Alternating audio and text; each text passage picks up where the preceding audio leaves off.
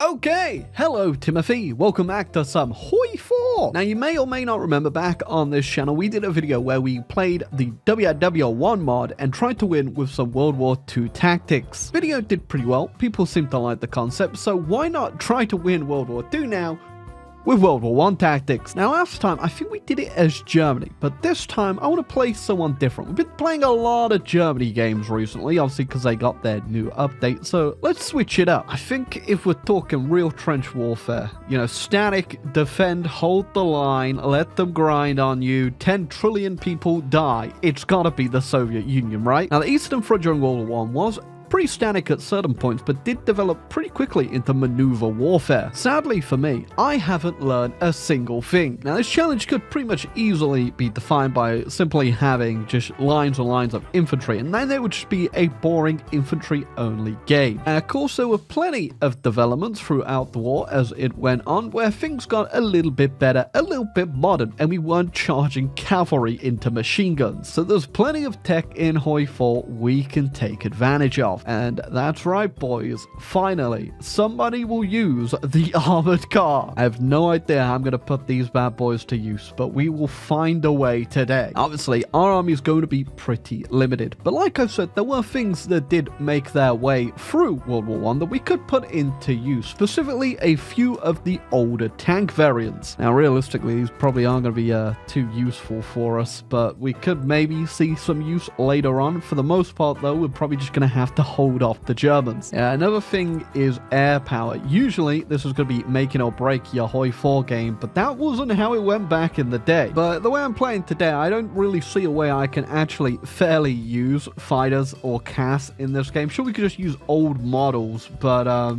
again, if you consider what CAS was in World War II compared to what it was in World War I, with guys just throwing grenades out the side of their biplanes, it doesn't really add up, does it? So instead, I'm going to try and make the most out of cavalry, infantry, armored cars, and some of these real early tank variants, but the tanks probably not so much at the start here. Another thing that we definitely have to look into is the Navy. There are a whole bunch of pre-dreadnoughts in the game. Russia sadly doesn't get any, but the early heavy ship hull is the closest we can get to a dreadnought design. And if you don't know, dreadnoughts were the bee's knees. So we will be sticking to all the first variants of every naval cruiser, destroyer, and most importantly, dreadnought designs to try and make a functioning navy. Yeah, historically Russia, not the best terms when it comes to navy, but we'll turn that around today. Okay, we also definitely have to look into armored trains 100%. Obviously, armored trains aren't the thing we're looking for. We do want to get those railway guns. Getting a few of those for our units will definitely help them out a whole bunch. Now, because getting the Navy is probably going to be the slowest thing for us to put together, I am going to do all these naval decisions for the Soviets, which is, you're unhinged. Who the hell does this? And actually get to work on getting some dockyards out. I'm really not too sure specifically on what to do with these early battleships. Obviously, getting a whole bunch of guns on them and then putting secondaries on is probably the most realistic thing here. Yeah, I think anti-air's definitely going to be a bit of a pipe dream for us though. Alright, we're obviously going to rebuild an entire Baltic fleet here. I've sent the rest of the fleet down to the Black Sea, which is where they are going to stay. And before you say, yeah, pretty much everything in this fleet, no, in fact, everything in this fleet, except for like a couple submarines that are sub 2,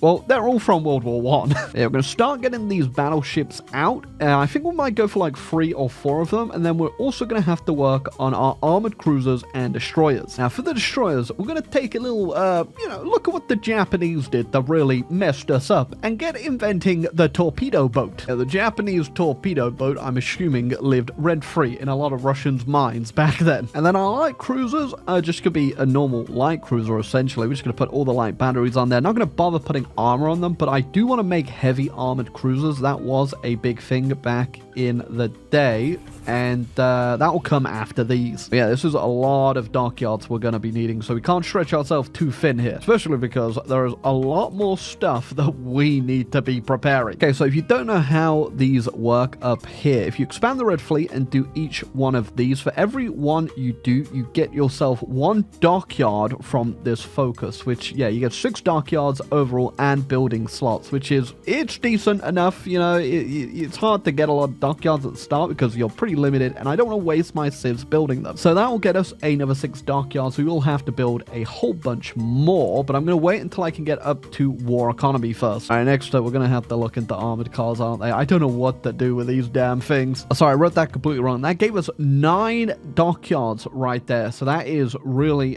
damn good. We've got them all coming through now, so we only need a few more for those cruisers, and then I'll move on to some heavy cruisers as well. I think the only special projects building we can really justify is definitely the land warfare one, because there are a few things in here that are just straight out of the mind of a World War I man, like the stronghold network and the super heavy howitzer, and of course the super heavy railway gun. And you could kind of also argue the multi-charge large caliber is kind of like, I think it was the Paris gun the Germans made, but I don't see it being too useful for us, especially because we're going to be getting pushed quite badly, I imagine. Okay, I never do restore the contact units because getting the division organization is just way better, but I guess today we're going to figure out a way to use cavalry. I think the real, like, crazy thing to do would be to merge our cavalry units with a heavy tank unit and try and create something disgusting there. All right, you know, if we're doing a real, like, heavy tank too, we got to stack that entire row with every single turret imaginable. Yeah, this thing sucks so damn badly. We're gonna have to roll with it for now, though. I'm not too sure what we could do here. I think we'll switch out the turrets for heavy machine guns instead and just have the close support gun and obviously the main turret. Maybe we can just lower that one down as well to something. No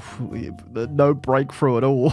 Yeah, 74% reliability, completely fine. It's not great, but we're probably not going to use this thing too much anyway. And of course, lore accurate max speed right there. Okay, I think we are going to go ahead and go for the super heavy or railway gun straight away because we can get some of these bad boys out. They are going to help quite a bit. It's 1939 now. We are getting to a point where I'm pretty confident we're gonna be okay. We're still waiting for our offensive units to come out, but obviously they're gonna take a little bit longer, and we are gonna be on the defensive for a while here. The only problem is I had to recruit a new admiral because all of mine currently scared to death. Well, it's certainly something. Yeah, I'm going to have to put a lot of these heavy tanks in, and my big problem is obviously the HP it's looking pretty good. We got the rest of the stats, not so much. I mean, 25 armor on this thing alone is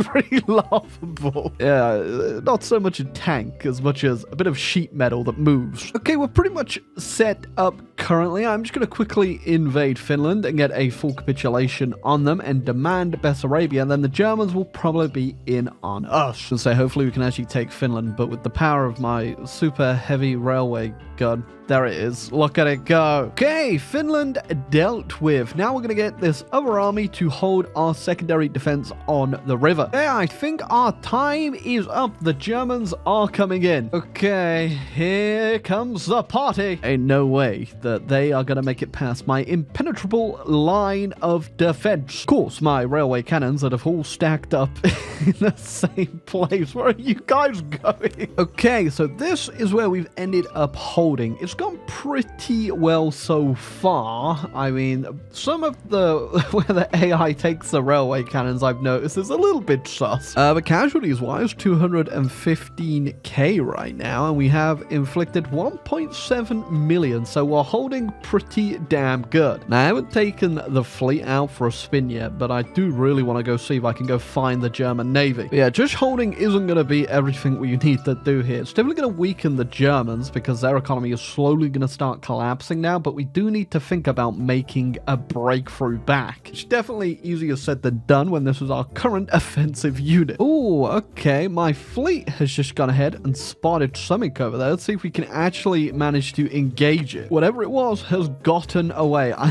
don't think we can really... Like, the Germans come out, I don't think we're ever going to be able to catch them. Okay, we can also build these stronghold networks, which are really damn powerful, especially for us right now holding. So I'm going to whack down a whole bunch of those all on the front line here. Oh, I'm in naval combat with, submarines. Oh, At least I won. Oh, wait. Okay, I actually engaged in a battle there, and we won. We did lose one of our cruisers, but, I mean, that's a win. While in the east, a task force has been assembled. Oh, my God. Look at these damn things on the map. Oh, they're horrendous. I had no idea what to do with the armored cars, so I have technically fuddled the books a little bit here and whacked them in some motorized infantry, which, you know, technically they're motorized, right? And armored cars were used. Were they used like this? So no. And of course, you already know the atrocity that is our heavy tank division. Yeah, now, unsurprisingly, these things aren't that great. And that's probably down to the fact, yeah, the AI can just pierce them into the ground. Well, they actually don't have any casts right there. If they were casting me, I imagine these things would melt even more. To be fair, in all fairness, we are pushing into like forests right here. So their attack as well is pretty bad. Obviously, it would be a lot better if we just made SPGs or something like that, but that is not in the spirit of this challenge. Now, I think if we actually make a proper armored car division here, we just get rid of quite a few of them so we can get the AUG up here. These could be pretty decent at some breakthrough infantry just because of the speed alone. But again, you know, this is definitely not exactly what I would call historically accurate here. I say historically accurate. None of this is historically accurate, but in the confines of the challenge, you know. Look at that. The new armored core has taken